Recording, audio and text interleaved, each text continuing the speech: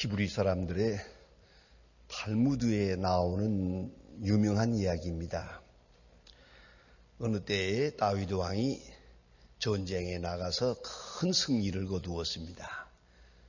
여러분, 이 목숨을 건 전쟁에서 승리를 거둔다는 것은 굉장히 통쾌한 일입니다. 그래서 그가 벅찬 감격으로 그런 큰 기쁨으로 환호성을 들으면서 돌아오고 있는데, 그는 하나님의 사람이기에 마음속에 생각하는 바가 있었습니다. 내가 지금 교만해지고 있구나. 내가 이 승리를 자랑하고 싶고 또 모든 사람에게 알리고 싶고 그런 거예요. 자꾸만 자랑하고 싶고 높아지는 마음을 느끼면서 스스로 진단하고 그는 생각했습니다. 교만하면 안 되지. 겸손해야지. 겸손해야 되고 말고. 그래서 겸손해야겠다 그런 생각을 했어요.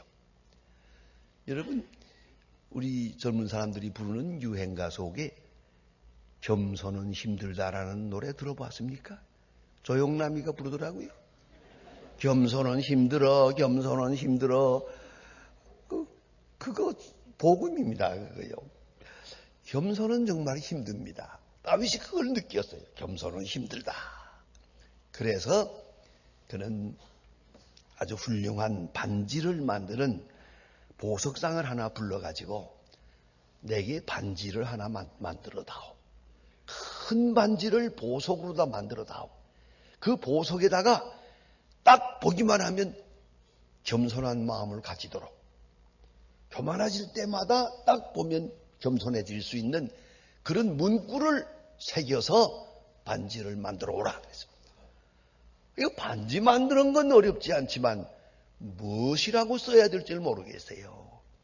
박사님들을 불러가지고 의논하고 했지만은 적당한 문구를 만들지 못해요. 나이 많은 어느 박사 한 사람이 그건 우리가 못합니다.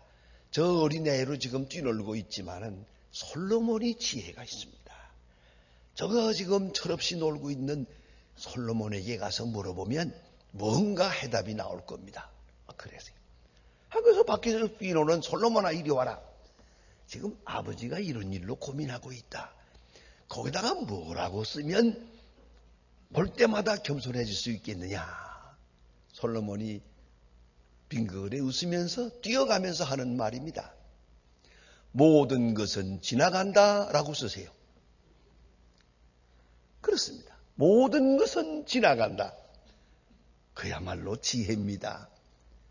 영광도 지나가고 분노도 지나가고 화려함도 지나가고 젊음도 지나가고 모든 것은 잠시 잠깐이다.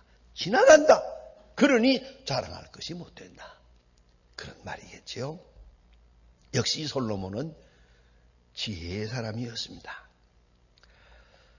베드로전서 2장 11절에 보면 사도 베드로는 이렇게 말합니다.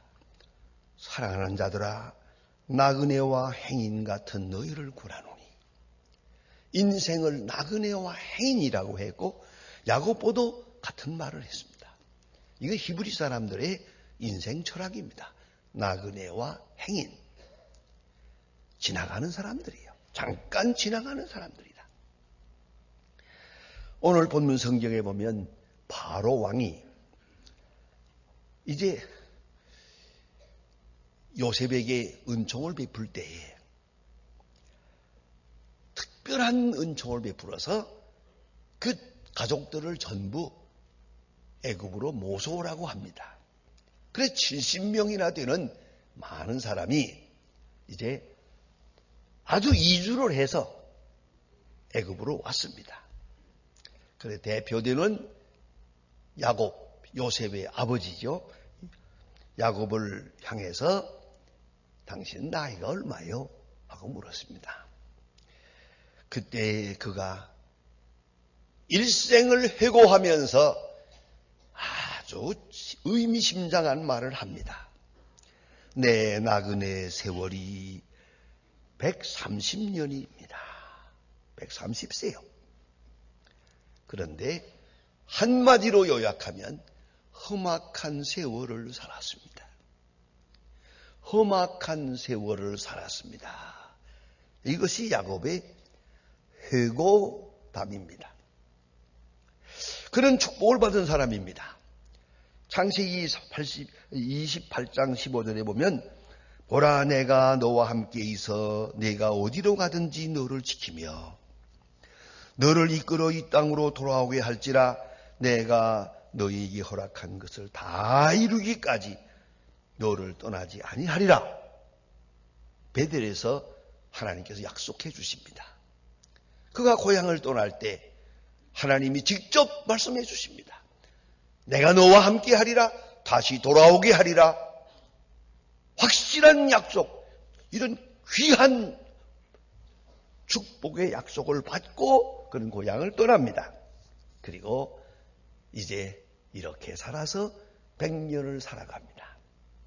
그런데 그 야곱의 생을 가만히 볼 것 같으면 하나님의 축복 받은 사람의 그 증거가 확실합니다.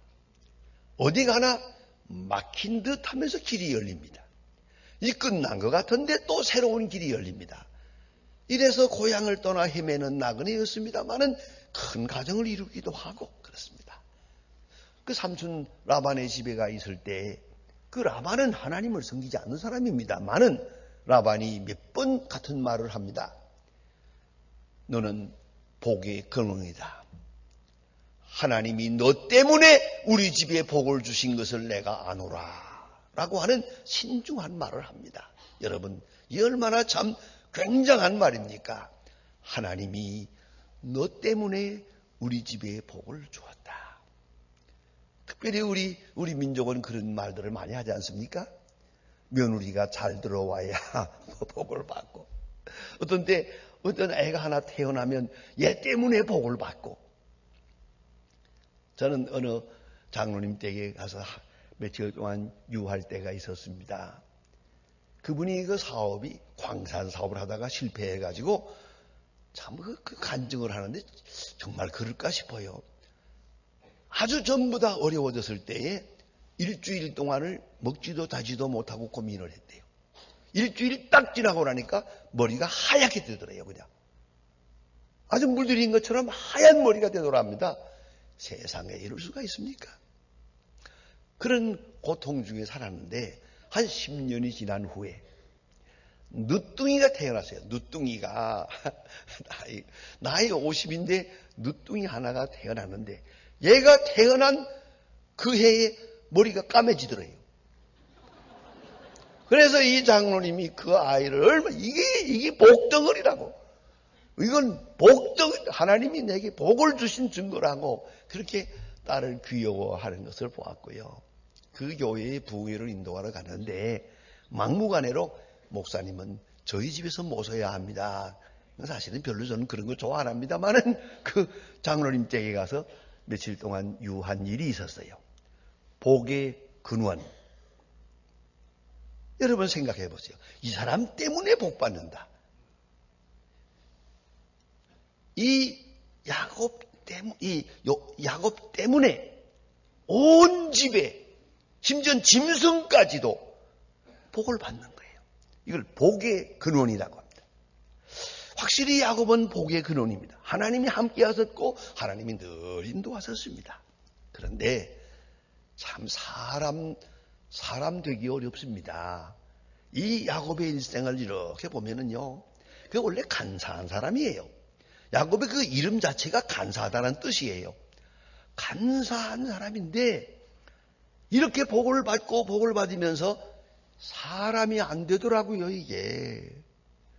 그렇게 복을 받고 살면서도 좀 사람이 바뀌는 걸 보았으면 좋겠는데 안 되는 말이요.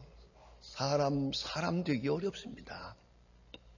많은 시련 속에서 조금씩 변해가는 걸 볼 수 있는데요. 이 사람이 욕심이 많아요.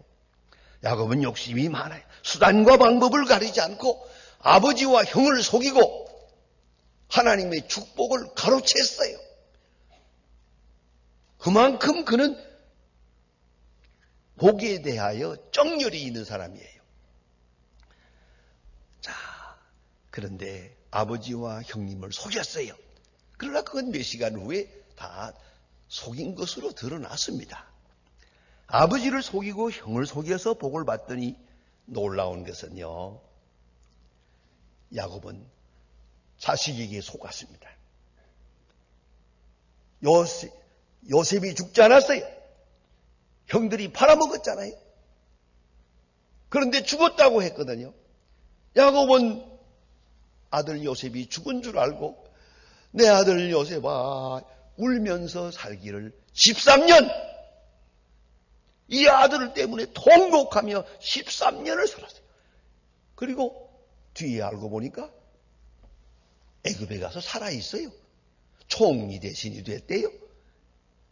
얼마나 기가 막혔어요.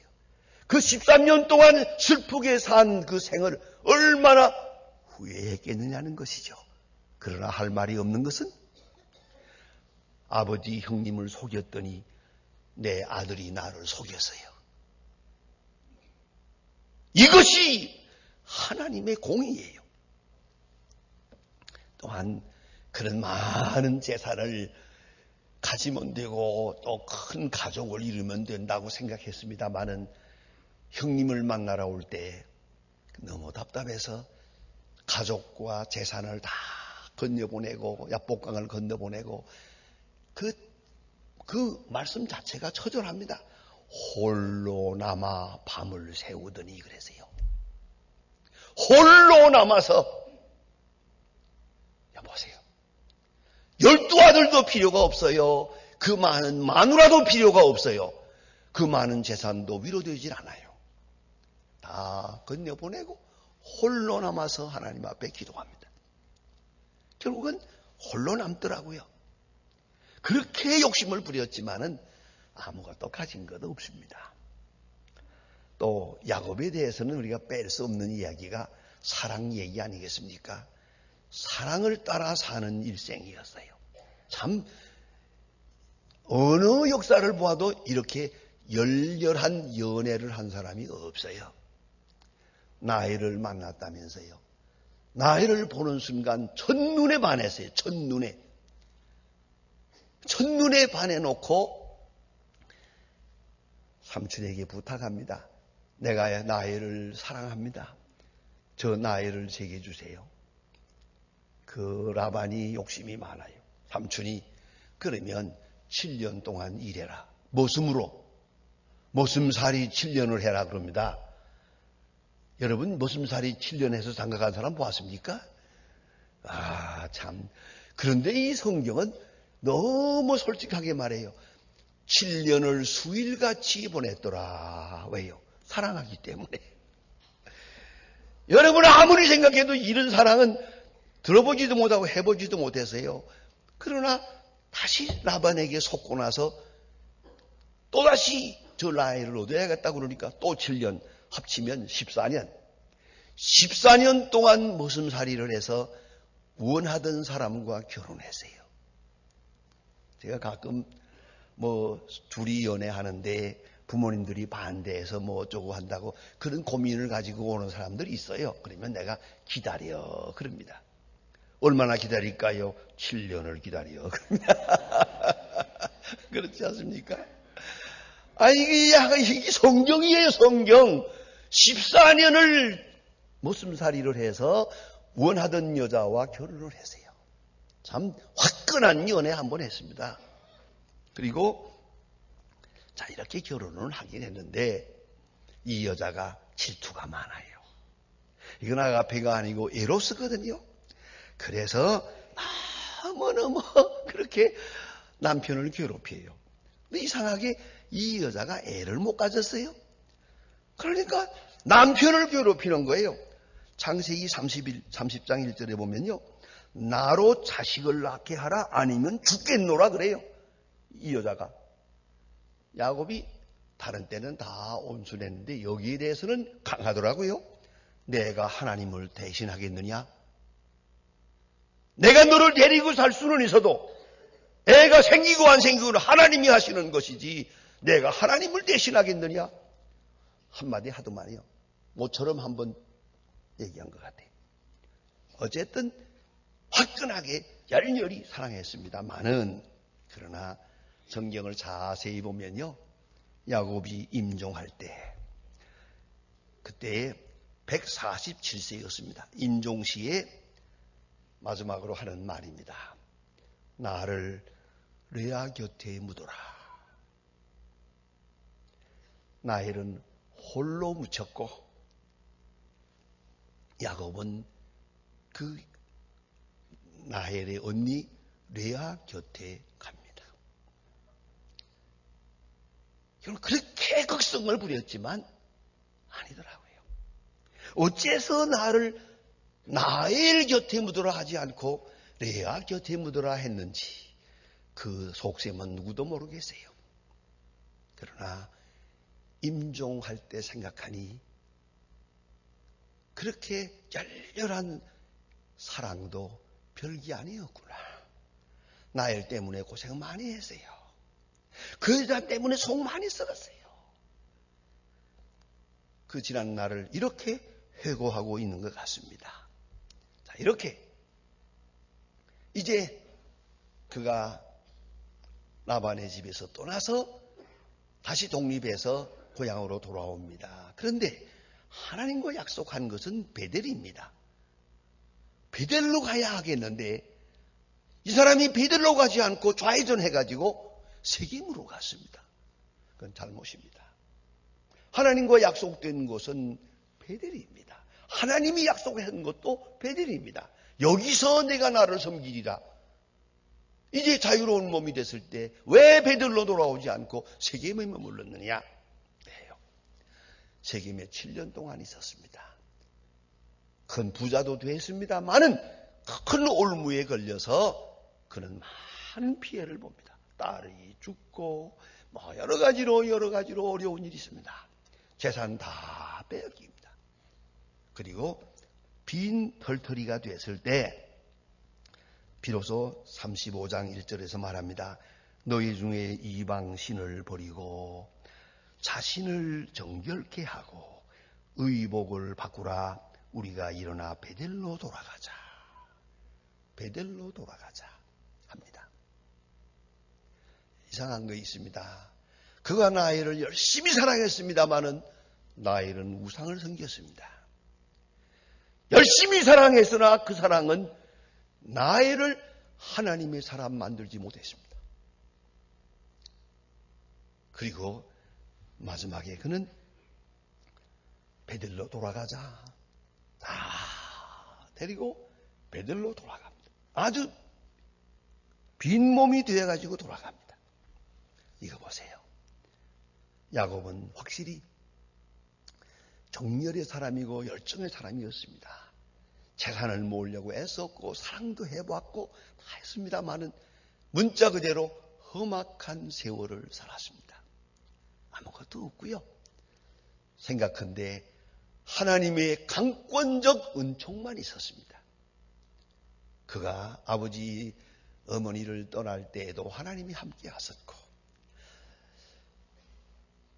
그가 하란에 거할 때도 함께 하셨고 세겜에서 죽을 수밖에 없는 처지가 들어갔을 때인데 몰살당하게 됐는데도 역시 하나님께서 그를 끌어 다시 베들로 돌아오게 합니다.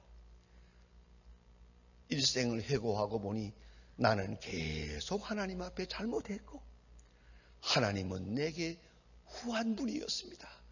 은혜를 베푸셨습니다. 내가 모르는 축복을 내리셨습니다. 강권적 은혜가 있었습니다. 그는 이렇게 회고하고 있습니다. 어느 한 수도사가 한평생 수도 생활을 하다가 세상을 떠났습니다. 세상을 떠나서 천국문에 갔을 때 베드로가 자 일생 돌아온 것을 한번 돌아보세요. 천국문에서 지난 생을 이렇게 돌아보았더니 자기가 태어나서부터 오늘까지 오는 길이 쫙 마치 영화를 보듯이 그 살아온 생이 쭉 보이는 거예요. 그 발자국이 보여요. 근데 발자국이 한 사람의 발자국이 아니고 두 사람의 발자국이에요. 아니 난 혼자서 살았는데 어떻게 발자국이 둘입니까? 그것은 주님이 너와 함께 했느니라. 가만히 보다 보니까 가끔 발자국이 하나밖에 없어요. 중간중간 하나밖에 없을 때가 있어요. 그래서 저기는 어떻게 한 사람의 발자국밖에 없습니까? 그때는 내가 홀로 있었습니까? 아니, 내가 너무 힘들어해서 주님이 너를 업고 다녔느니라. 여러분, 내 혼자서 산 것이라고 생각하십니까? 거기에도 주님이 함께 하셨습니다. 내가 실수할 때, 내가 주의 뜻을 떠날 때, 야곱처럼 정신없이 헤매할 때도 하나님은 그곳에 계셨습니다. 그리고 인도하셨습니다. 당신의 품으로 인도하셨습니다. 이리로 인도하셨습니다. 여러분, 이걸 잊지 말아야 합니다. 하나님의 약속, 베델, 하나님의 집, 하나님의 집으로 계속 인도하셨어요. 우리가 지난 1년을 돌아보면서 야곱처럼 험악한 세월을 살았습니다. 그러나 하나님의 은총은 계속 나와 함께 하셨습니다. 그리고 아버지 집에 거하게 하셨습니다. 그런 간증이 있어야 하겠습니다. 기도하십시다.